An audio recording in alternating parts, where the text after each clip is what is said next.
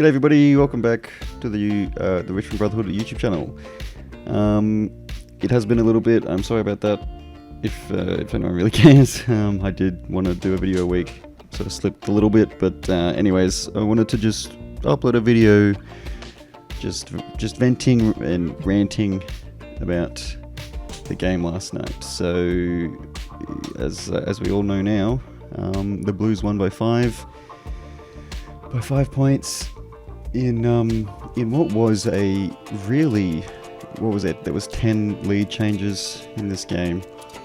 Carlton got a quick start, and then we came back, and it looked good, and then they came back, and then we came back, and then they came back, and it looks like we were coming back in the end there, and just didn't happen too sloppy in the end when it really mattered. I think everyone's been looking at Bolton in the final, 30 seconds or however long was left, where he's just running through and big fumble and missed the chance to kick the finisher to win the game. But I don't really know how I feel about that. If that's warranted to be frustrated at that, or if you can just put it down to too much pressure and he couldn't handle it.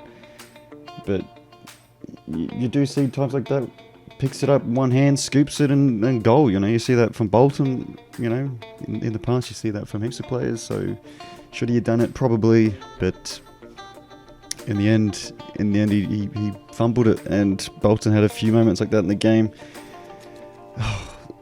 Bolton, a bit of a frustrating one.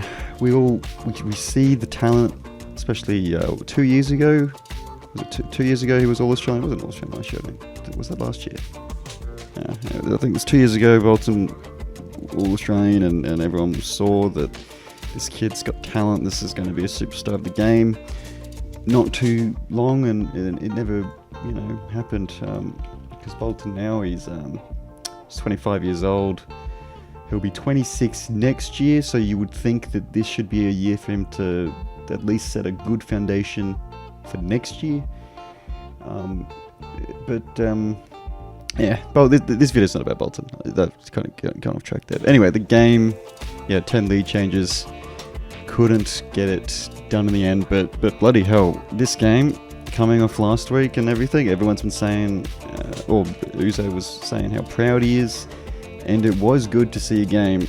I feel like it's been a long time since we've had a game that was literally fought to the final siren. I don't know if I can't really think of a game where we fought that sort of tooth and nail to the final siren. I'm probably just forgetting a game or something, but for a long time I just don't think we have gritted our teeth in like that. That was really good to see us really stay in that game till the very end, literally the last 10 seconds, and then we were out of it pretty much, sort of thing. So it was good to see. It was good to see. Actually, this is pretty interesting here, how we only had 63 interchanges made. I guess we did have one on the bench by the end of the game. Yeah, Young got injured. Pressia out. I guess we had 2 on the bench. Did we have 2 on the bench? Yeah. Anyways, just looking at that. But yeah, it was good to see a game where we fought all the way to the very end, but just couldn't get it done. The really sad news out of the game is Gibcus here. Gibcus just came in about an hour ago, confirmed ACL, which is absolutely devastating. Gibcus, when he came onto the scene in 2022, he was a ripper. I was a big fan of Gibcus, as most people would have been. I absolutely loved him. I thought he has potential to maybe go forward, he could go back. Just thought he's going to have a wonderful career, and it's going to be awesome to see him develop and stuff. And last year, we all know how he went last year. Couldn't get on the park, hamstrings, just going wrong. Went to Qatar at the end of the year. Came back this year, ripping form, looked good.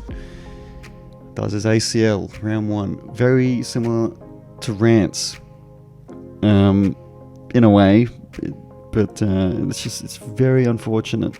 Very unfortunate. Like, I just feel absolutely devastated for Josh. So hopefully, we won't be seeing him this year, for sure. So absolutely devastating. So next year, just footy could just be really cruel, really bloody cruel. So he's going to miss 2 years out.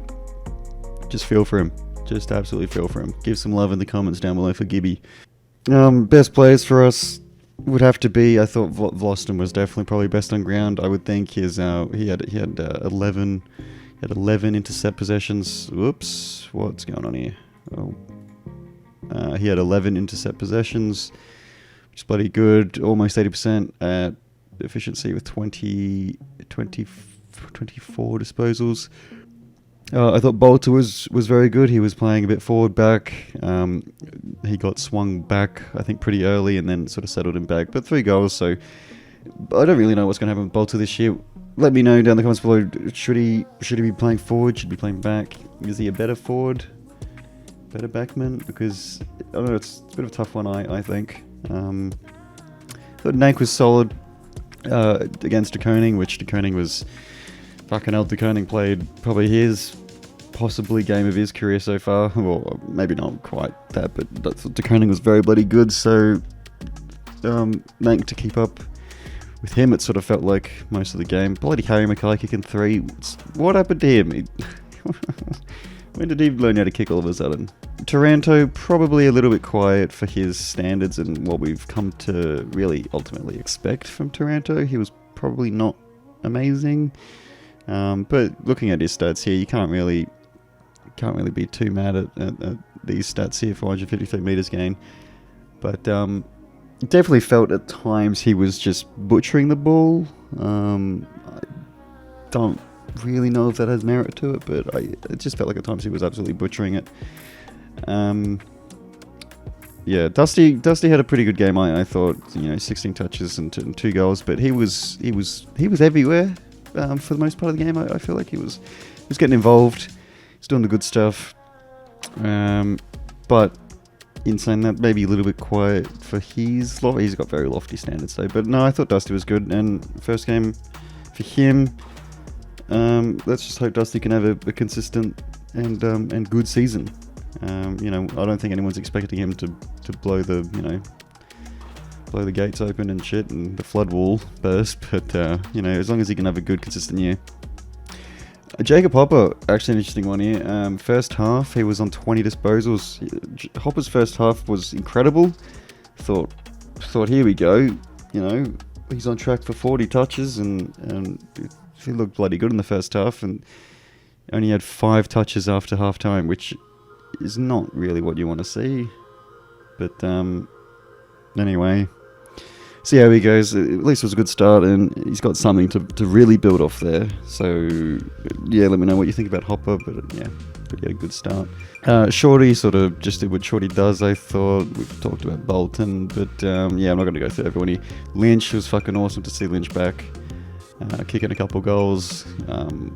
I think they were both in the first quarter too, so, at least he got through the game. That's really what you wanted, because, Prestia doing his hammy. He probably shouldn't have played opening round on the Gold Coast. I would have thought, in hindsight, looking back at that, surely Prestia maybe shouldn't have played that game. But, everyone's a genius in hindsight, so you can't really fault to that too much. It was a good game. Just couldn't get it done, unfortunately, which is a bit, upsetting. We move on though. We move on to the next week, and next week, round 2, Port at the MCG, so we're staying at the G. It'll be a good game. Might do another little video or possibly a live stream later in the week talking about that. It is on Sunday. Might do a live stream next Friday. I don't know. We'll see how we go. But yeah, we got Port next week. Yeah, I don't know. Just trying something a little different with this kind of video. Share my screen here. But I just thought I wanted to make a video just to vent and ramble a little bit about the game. How is the team stats here? I think it says it in here somewhere. Here we go. The time in front, looking at 57 minutes, 59 minutes, or basically 58 minutes, 59 minutes. Like that is nuts. That is nuts. Biggest lead was 12 points. Like that is such a tight game right there. But yeah, overall team sort of stats. I think I don't think anything really sticks out here. I know everyone's been talking about the umpiring. it was a bit shit. They really stuffed up the umpiring, but I'm not going to go into the umpiring in this. I don't really like to do that, but I will just mention that it was pretty. My opinion, I think it was pretty shit. But yeah, that's for another time. I don't really like to dissect umpiring too much. I find the rules at the best of times iffy. So I don't know. You can have your vents and thoughts down below, and I might reply to some comments and stuff. But yeah, God, my brain's all scattered right now. Sorry guys, but yeah. Anyways, that might do me for this little ramble video. Just thought I should get a ramble out about the game, and I'll probably do one later next week, previewing the port game. Might do a live stream. We'll get a bit of a Q&A going. We'll see how that goes. But yeah, thank you for listening to this little ramble. And go Tigers. Unfortunately, we lost that one. Very close. Yeah, catch you on the next one, everyone. Bye.